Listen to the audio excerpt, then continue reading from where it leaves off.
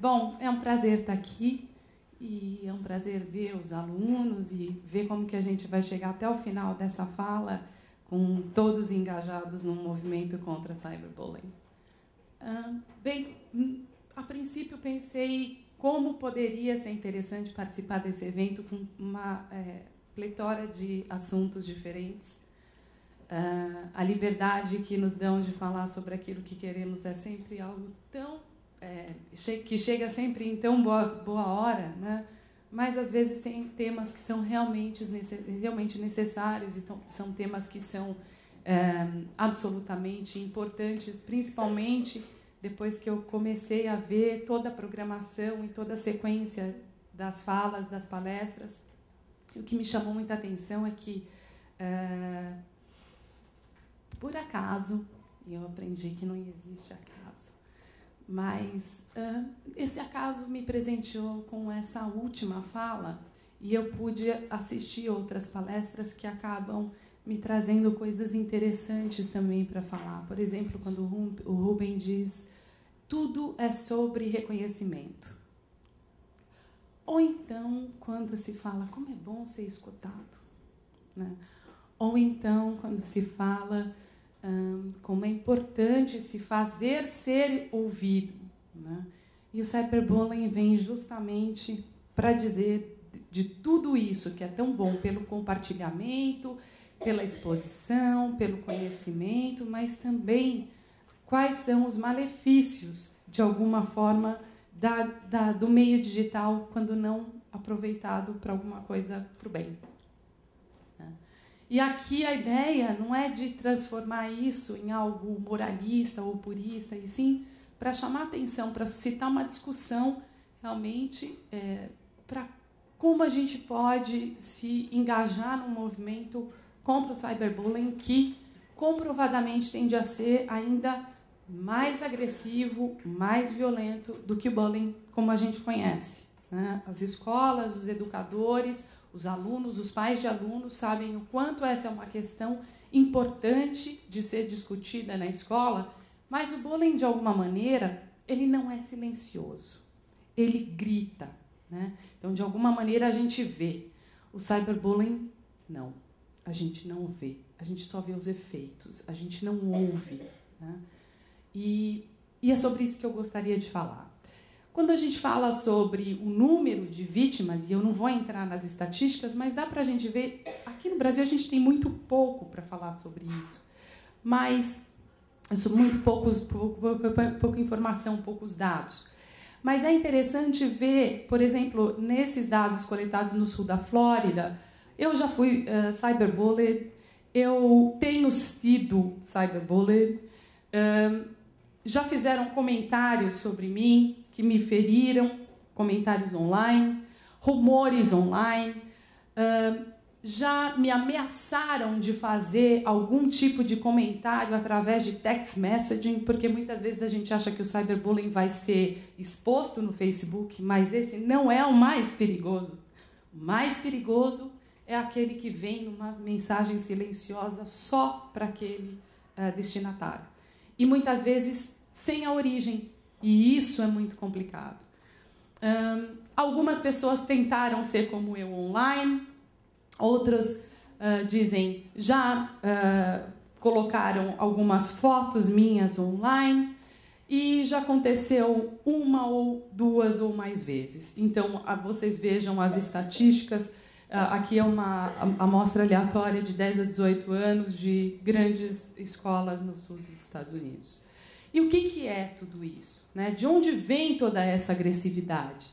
Cyberbullying é a junção, obviamente, de cyber mais bullying, alguma coisa que a gente já sabe, mas quando a gente fala do antigo e do novo, é justamente essa dificuldade que a gente tem, né? No bullying tradicional, um xinga o outro, vê, tal, a gente vê isso acontecer. Mas esse cyberbullying não, ele é silencioso, ele chega numa mensagem de um chamador anônimo, né? Isso é muito difícil de combater.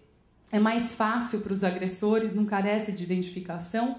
A gente falou sobre identidade, sobre como se colocar online, e é justamente essa dificuldade que a gente tem quando a gente fala da identidade no século XXI, que além dos registros simbólicos, e agora trazendo a questão da psicanálise, do registro simbólico, imaginário e real, a gente tem o virtual, que é mais uma lente nesse caleidoscópio da construção da identidade e que faz toda a diferença quando a gente fala do meio cibernético para se colocar. E tudo isso é que compõe o self. Porque quando a gente fala do mundo real, ele também é o mundo imaginário e ele também é o mundo simbólico e ele, principalmente hoje, é o mundo virtual. Então, não adianta dizer, não, isso é só virtual. Não, porque ele te afeta no real, de alguma maneira. E o que traz afetos tem ação no real, portanto, é real. O que acontece hoje? É um multiplex de personalidades. Né? Hoje, nós somos tantos papéis ao mesmo tempo. Né? Posso dizer por mim mesmo. Né? Eu decidi fazer ciências sociais, em algum momento eu decidi ser política. Não sei por que me veio essa ideia. Mas, enfim, fiz ciências sociais, depois eu decidi ir para a área de pesquisa, fiz marketing, depois eu fiz uma especialização em moda, trabalhei muitos anos nesse segmento, me apaixonei por pessoas, entendia que as pessoas tinham algo a mais para dizer, para serem escutadas, e decidi me especializar em psicanálise. Então, esse é um multiplex de personalidades. E eu sou mãe de aluna, eu sou ex-aluna, eu tenho uma série de lentes sobre mim. E sobre como me faz o meu complexo, como eu sou. Mas eu também me vendo pelos likes que eu faço, eu também me vendo no sentido de me apresento, né? Também me coloco à disposição para dizer, será que você vai gostar de mim? Né? Eu vi uma vez um videozinho muito interessante, eu devia até ter trazido, porque eu não sei se todos já viram, mas eu achei tão interessante que falava assim, fulano quer te seguir. E aí aparece um monte de gente seguindo uma moça na rua e ela olha meio esquisito, assim. E você quer ser meu amigo? Mostra um álbum de fotos. É isso. Hoje nós vivemos isso. Né? Para você ser meu amigo, você tem que gostar das fotos que eu faço, da minha imagem, porque senão talvez você não seja meu amigo. E as coisas mudaram muito, porque nem sempre foi assim. Isso não quer dizer que a gente esteja aqui mais uma vez suscitando uma discussão moralista sobre como isso pode ser ruim ou bom. Não, é o que temos, está na mesa. A ideia é como podemos trabalhar de uma forma engajada para poder minimizar essas potenciais ameaças. Né? Porque estas gerações que vêm a partir de agora, assim como nós, não sabem desse risco. Nós não sabemos o que isso está imprimindo nessa nova sociedade. Né? Sou muito popular, né? Hoje eu vejo, também tenho uma amiga, uma filha, que é minha amiga, e que me fala como é importante ser popular. Né? Sempre foi, não é de agora. Mas agora é muito mais, porque agora elas fazem campanhas de marketing sobre si mesmas. Então, isso é um investimento muito grande, um investimento de tempo, de libido, é um investimento sobre si. E aí, muitas vezes, o que acontece é que, de alguma forma, a decepção, a frustração chega e, muitas vezes, a dificuldade de lidar com isso supera o ferramental que essas novas gerações têm a partir de agora. E que as gerações passadas tiveram que, de alguma maneira, desenvolver esse ferramental. E hoje tudo tão novo carece realmente de novas ferramentas. Porque hoje eu posso ser quem eu quiser. Por exemplo, Paula, posso me apresentar como aquela moça daquele jogo. Eu posso também ser um gladiador, eu posso ser o que eu quiser. E, mais uma vez, isso não é ruim, isso não é bom, isto está posto. Os riscos, bem, a gente sabe dos riscos, a gente vê as notícias, a gente sabe que tem adolescentes que cometem suicídio por conta da destruição da sua imagem online. Por quê? Porque também somos bits. Também somos 0 e 1, assim como somos todos átomos. No mundo cibernético, somos todos iguais, somos 0 e 1. e em algum momento que algum desses indivíduos tem uma fragilidade egóica grande, isso pode acontecer e é um risco grande. Não só para aqueles que sofrem o bullying, porque isso é muito interessante. O bullying, ele imprime essa cicatriz em quem sofre e em quem faz, né? Em quem é o buller também. O buller também carrega essa cicatriz de buller para sempre. Carrega essa culpa também para sempre. E é muito interessante ver como isso pode ser tão ruim para os dois lados e questionar, justamente, trazer isso à tona para se questionar como isso pode ser eliminado de uma vez por todas, né? Então, o que traz como cicatriz para aquele que foi molestado de alguma maneira, que se sente molestado de alguma maneira, também é prejudicial para quem o faz. Porque, nesse momento, também estão se questionando todas as legislações sobre como criminalizar o bullying. E esse indivíduo que, às vezes, faz uma brincadeira infantil e que não sabe das consequências disso, acaba se tornando um criminoso. Isso é algo muito grave. E eu acho que é muito importante a gente voltar às origens, né? Entender sempre que nada que a gente vê hoje, né, não tenha sido pensado no passado. Aliás, foi muito mais pensado no passado. Talvez esses caras tivessem muito mais tempo, em 490 a.C., 590 a.C., para pensar do que nós temos tempo hoje, infelizmente, ou do que nós alegamos ter tempo hoje em dia, fazendo meia-culpa também. Mas o homem à medida de todas as coisas, para mim, é assim uma citação que vale a vida, né?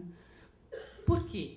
Porque, à medida que a interpretação desta frase pode ser o ponto de vista, como também já foi trabalhado numa das palestras, então que cada um, não existe uma verdade, existe um ponto de vista, e esse ponto de vista é sempre a partir do próprio homem, de como eu mesmo me sinto e vejo o mundo.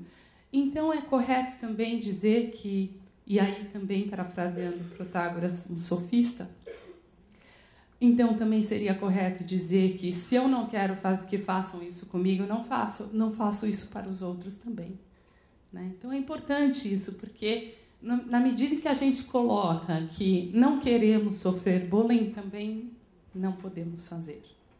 Não gostaria... Então, a melhor... walk on someone's shoes, né? Eu acredito que essa seja a melhor sempre, o melhor... como eu posso dizer? A melhor bronca que eu já levei, né? Acho que é sempre a melhor. Você gostaria que fizesse com você? Você joga papel na sua casa? É mais ou menos isso, né? Por que você não joga no chão da sua casa e joga na rua, né? Então, mais ou menos isso, que não é uma coisa moralizante, mas puxa, olha para você e vê como você se sentiria nessa situação. E como eu coloquei, somos todos 0 e 1 também. Qualquer um pode ser vítima de bullying. Como identificar? Bom, a gente sabe dos sinais tradicionais, porque o bullying cibernético, como eu falei, ele é silencioso. Então, não dá para enxergar quem está fazendo. Isso é o mais complicado. E também essa questão de ficar pegando o celular de filho também é muito complicado. Por mais que a gente queira falar, não, é por uma questão de segurança, eu sempre procuro a confiança como via de conversa, né? A confiança é necessária, mas estar atento se a criança ou adolescente passa a ficar isolado, entristecido, perde a vontade de ir para a escola, para as festinhas. Em alguns casos, a mudança do comportamento de apetite, não só do apetite, mas algumas compulsões, porque dado um determinado funcionamento, algumas compulsões, como ir lavar a mão o tempo todo, né? Essas compulsões são importantes serem observadas também.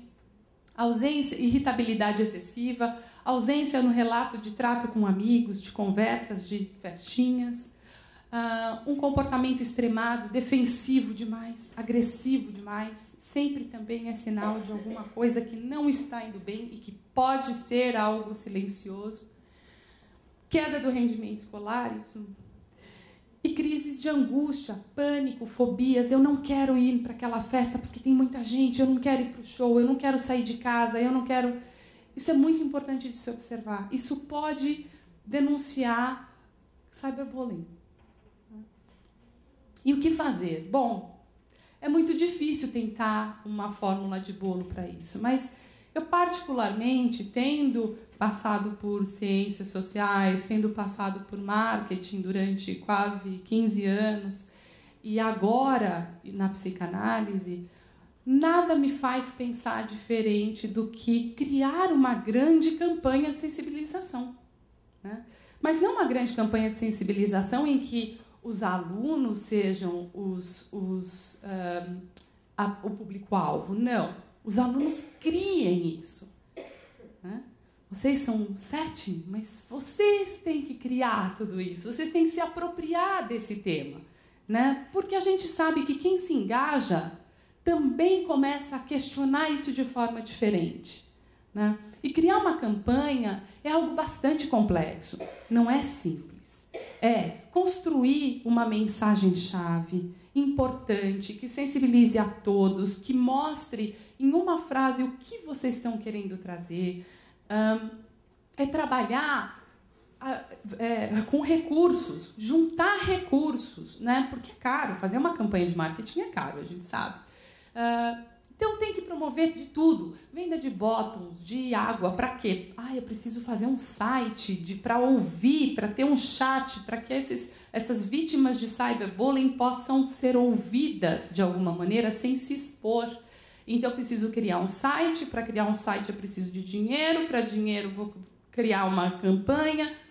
Essa é uma campanha de engajamento, né? E não adianta também, mais uma vez, a gente falar, não, eu faço isso para você ou eu faço isso para você. Isso é um tema que tem por objetivo preservar todos os alunos, toda essa nova geração. A responsabilidade é desta geração. Porque são vocês também que sabem todos esses mecanismos, que conhecem, que nasceram com isso. Eu falo, essas crianças nascem chipadas, não é possível. Meu filho de 2 anos vai para a televisão e faz assim, né? Fica frustrado que a televisão não passa, né? E decidir sobre quais seriam as formas de tratar esses bullies de qualquer natureza, que não é com a mesma agressividade, né? É ouvir, é entender, porque às vezes o bullying não sabe que ele está cometendo um ato tão violento contra alguém. Então, a conversa, a comunicação, o escutar é importante. E vocês podem fazer isso da forma mais natural. E eu achei interessante porque eu também ouvi numa outra palestra a questão da importância da naturalidade. Se eu for fazer isso por vocês e vier